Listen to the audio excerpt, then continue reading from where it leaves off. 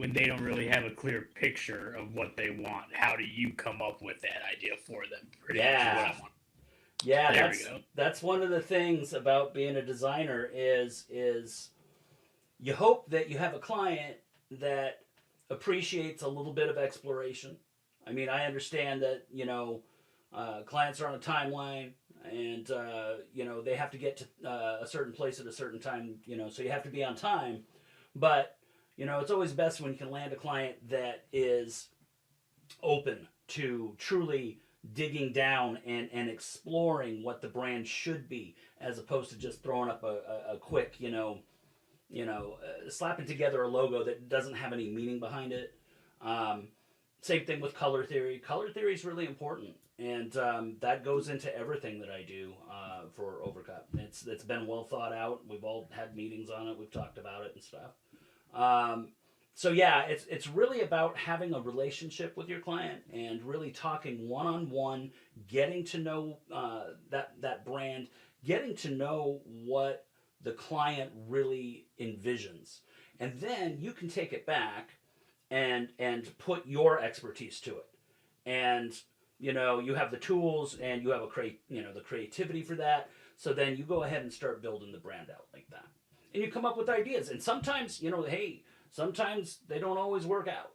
Sometimes you're like, I really like this idea. You show it to the client, and they're like, I don't like it, and you're like, okay, throw it in the trash. Start over, and that's okay too. That's all part of the process. So I hope that What answered your question. that did, yeah. Yeah, cool. What kind of systems or apps do you use for this? Like, I use a lot of Canva when I'm doing like newsletter stuff like that, and I have a lot of fun just kind of playing with their templates, changing colors, pictures, stuff like that around. So, Yeah, uh, you yeah. like you do Canva. it. Yeah, I'm still an Adobe guy. I haven't quite made the switch to Canva, and I'm going to. I see a lot of benefits there that, I mean, if you want like the one thing that'll do it all, Adobe Suite is kind of, that's the design standard. But things are changing, especially when it comes to AI. Um, and Canva is heavily uses AI heavily in a lot of their template creation and stuff like that. So that's something I definitely want to get in more into. That goes across the board, even like in video editing and stuff. There's some new players. I mean, they've been around for a while, but they're really starting to like catch fire now, and starting to see like DaVinci Resolve, for example. I've never messed around with that, but it's something that I know that I'm going to need to at some point. You know what I mean?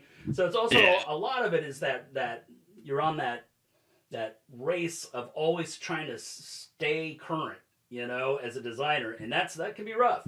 I had a buddy of mine who's actually kind of a mentor many years ago, said you never want to become a designosaur, and that's very true, man. That is very true. So yeah, you have to stay up on the game.